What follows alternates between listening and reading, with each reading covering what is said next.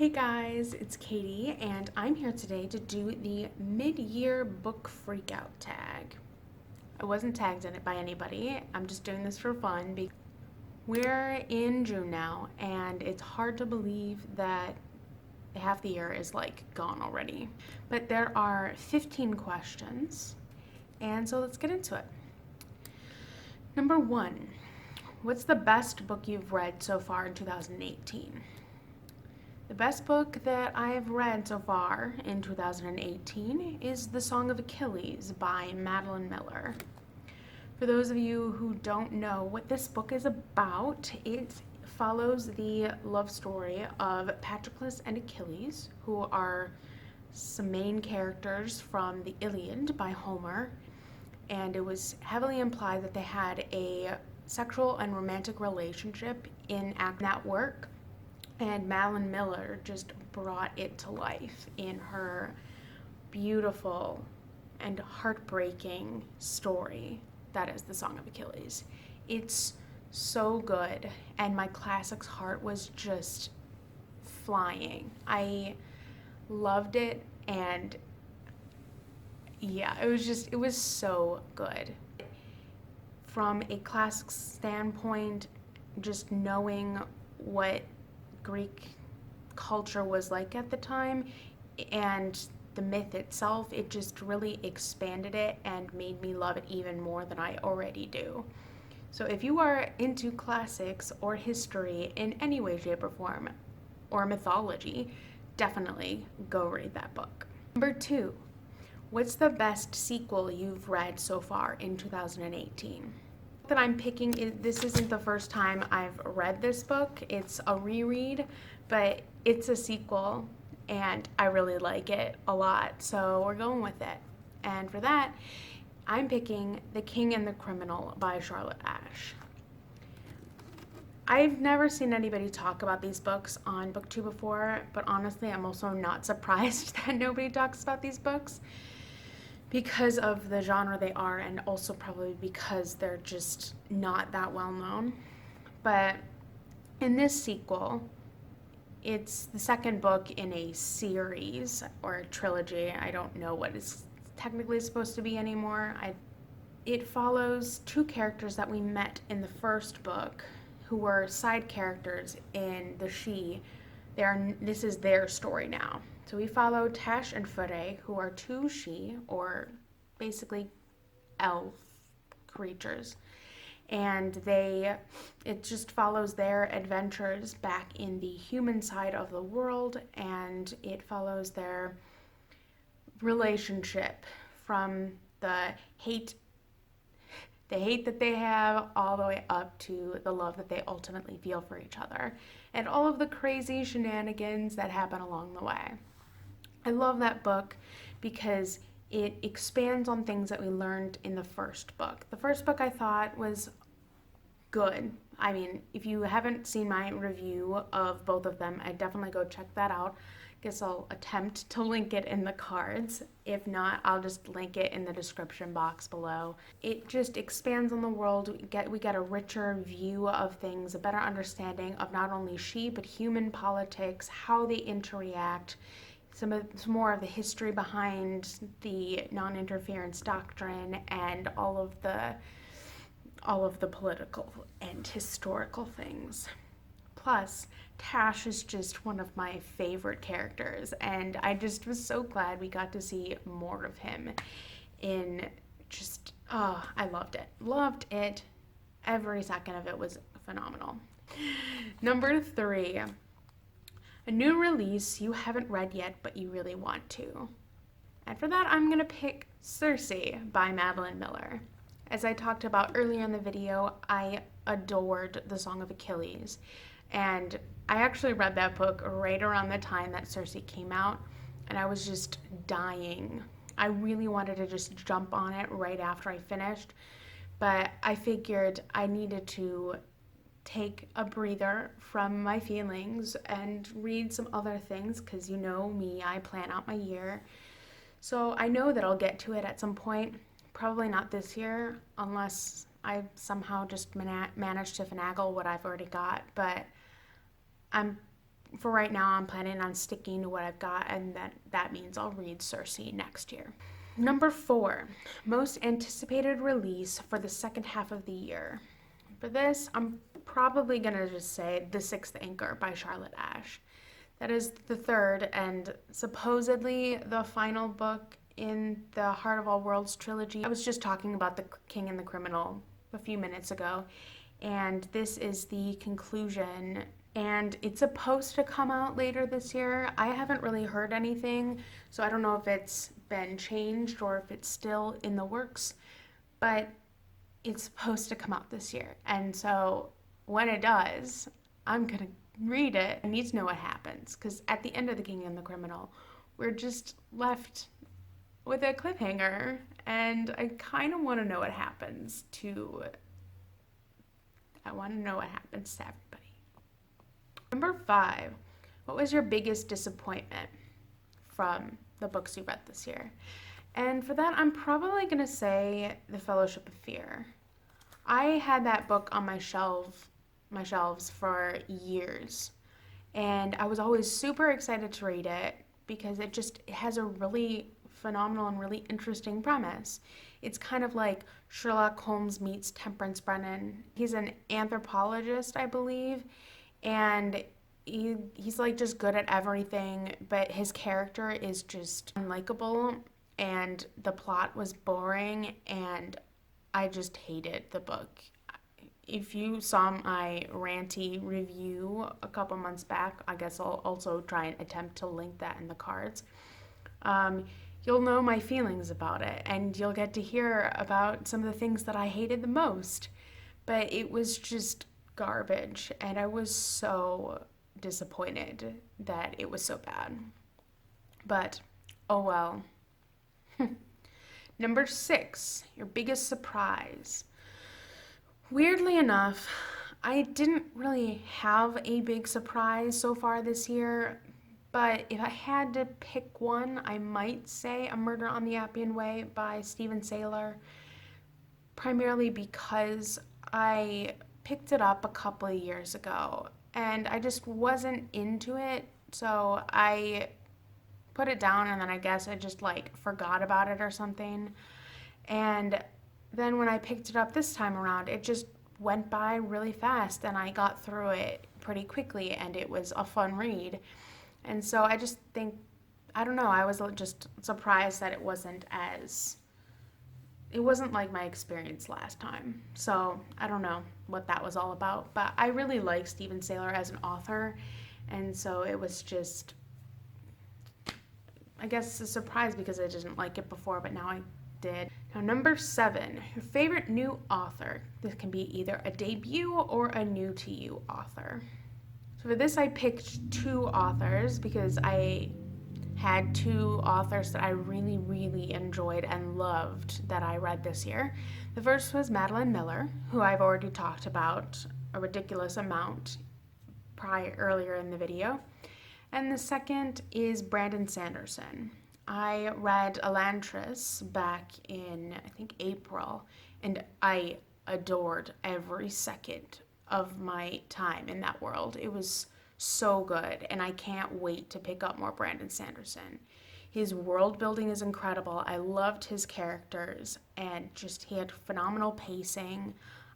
Everything about that book was phenomenal, and I'm really looking forward to reading everything else that he's put out so far. And yeah, I know that's a lot, but I'll probably read more of him next year, but he's definitely become a new favorite author of mine. Number 8, who is your newest fictional crush? Weirdly enough, I'm not sure I've got one. I mean, I always have fictional crushes because it's me. And I picked a few characters, but at the same time, they're not I don't obsessively think about them all the time, if that makes sense. But one of them is Princess Serene from Elantris. I loved her character. She was so witty and fun, and she had a really great personality. She was a very strong female character, and I just loved her. Then also, I really like Carson from The Rainwild Chronicles by Robin Hobb. Carson is such a good character.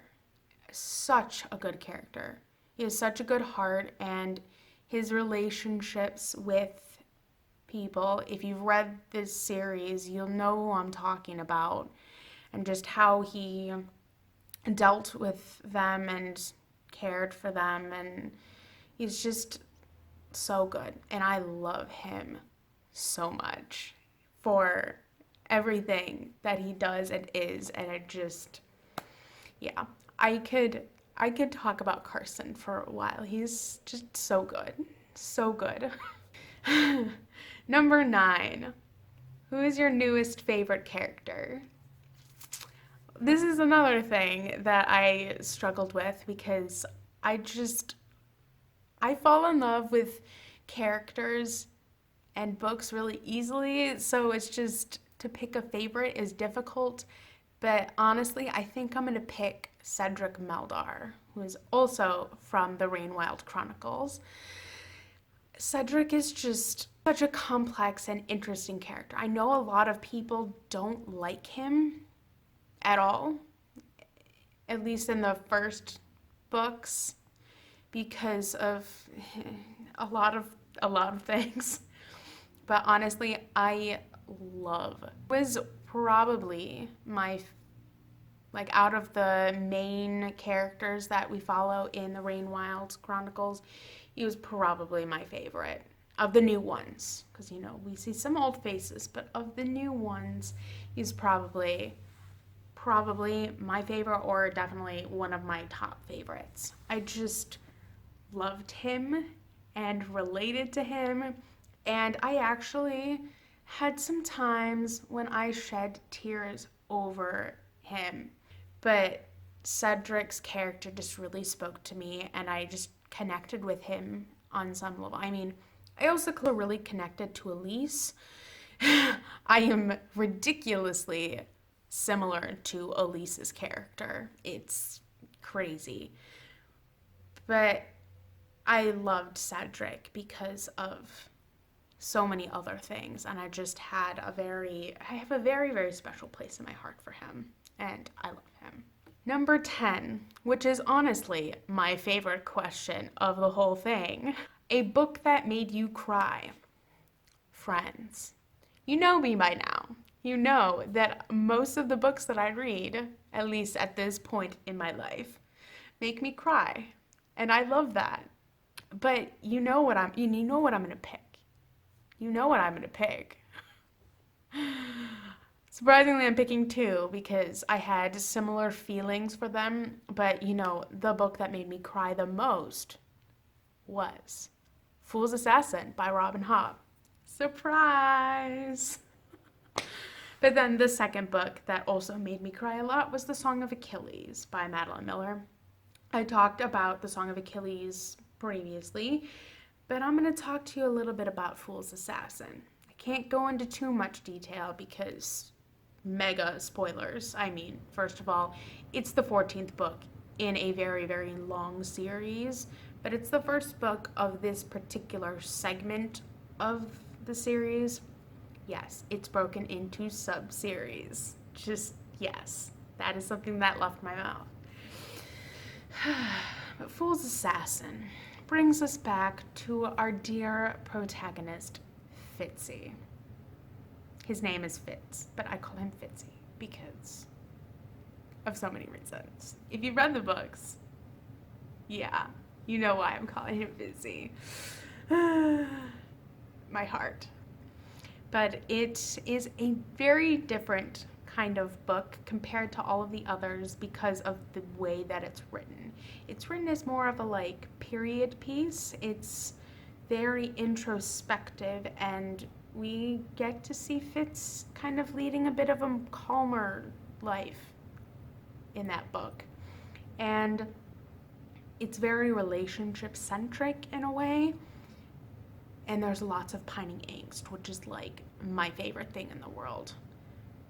But there were so many parts throughout because it was so introspective and looking back on not only things that happened in prior series, but also things that were happening in his current life, and just looking back on his childhood and everything that he went through. It was just a very emotional journey.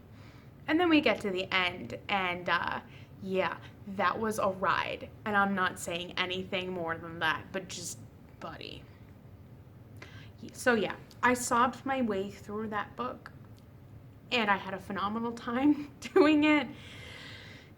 And if you guys haven't, and you've read the books, because that's the problem, go watch my Sabathon vlog, where I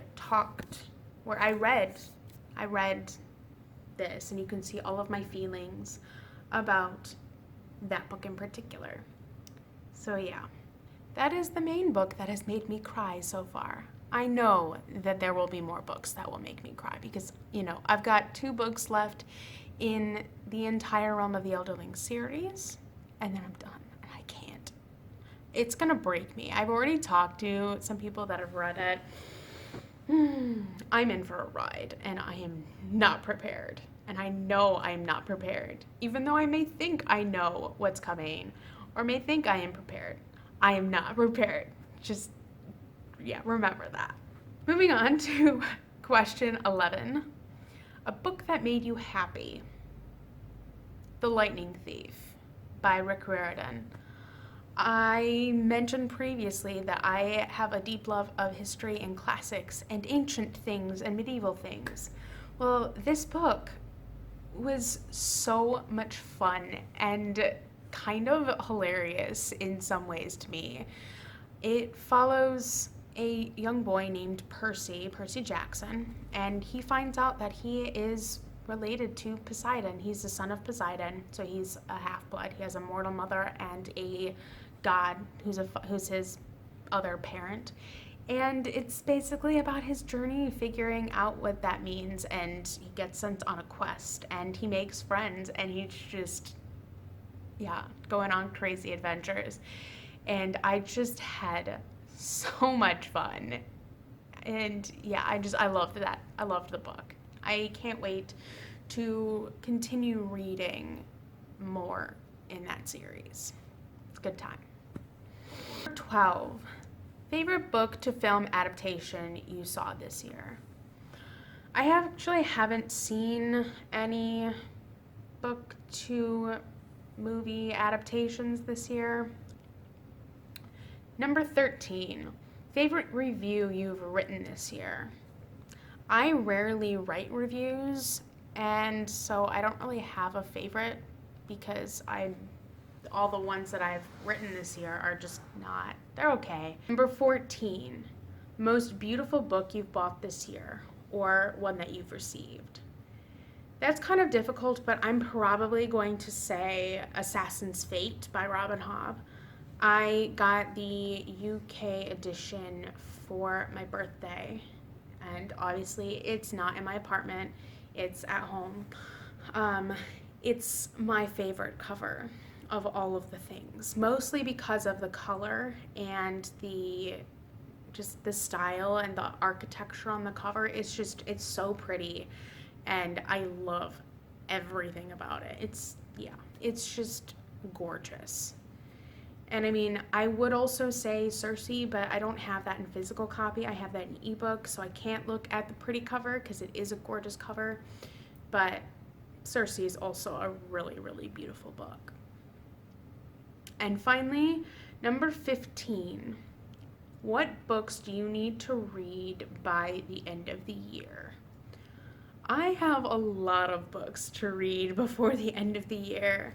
As you know, I plan out my year in advance. I need to get through the next 6 months, so I've got several things planned. I need to finish up Animorphs by K.A. Applegate. I I have a fair amount of those left, but once I really sit down and get into them, I know I'll get through them a lot faster. I'm also definitely 100% prioritizing finishing the Fitz and the Fool trilogy by Robin Hobb. As I said earlier, I have 2 books left in that series, and then in just the whole series in general. And those are Fool's Quest, which is the second book in the Fitz and the Fool trilogy, and then Assassin's Fate. Yes, which is the last book. And the last book that is published currently. But also, speaking of Robin Hobb, apparently she wrote another short story in an anthology which is called The Book of Swords, and there is a short story in there that relates to the Realm of the Elderlings that I also want to read. After that, I gotta get through Poland by James A. Michener. That's gonna take me a long time, but I'm hoping and I think I'll really enjoy it. And then potentially Game of Thrones. I'm potentially going to read that with a friend once our lives settle down a little bit because of other life things that are happening. And then also Persuasion by Jane Austen. That's been on my TBR for years, and I'm finally ready to delve in and read that because pining angst. Obviously, mutual pining angst, give it to me. I live for that. Then I'm also planning on reading Frankenstein, and I'm planning on reading Leonardo da Vinci. I'm really excited to get to that, as well as Fahrenheit 451, that's one of them. World by Terry Pratchett. So I'm still trying to decide how I want to read that series. I may just start at the very beginning and read with The Color of Magic, but I've heard some people tell me not to do that, so we'll see. But that plan for right now is to start with Color of Magic. Handmaid's Tale by Margaret Atwood. And I'm planning on also reading Good Omens, The Nice and Accurate Prophecies of Agnes Nutter, which is a Terry Pratchett and Neil Gaiman novel. And then I believe that's it. Anyway, that's all the questions. And I don't think I'm going to tag anybody because I'm doing this pretty late. And I think it's also a fairly old tag, so I don't know who's done it and who hasn't. So that's all I've got for you today. So as always, feel free to like, subscribe, comment, follow me on social media. I have a Twitter and a Goodreads, which are both linked below. And I also have other social media sites, such as a second Twitter, a Tumblr, and an Instagram. And if you'd like those, to based on request. And I will come back with another video for you guys again soon. Okay, bye.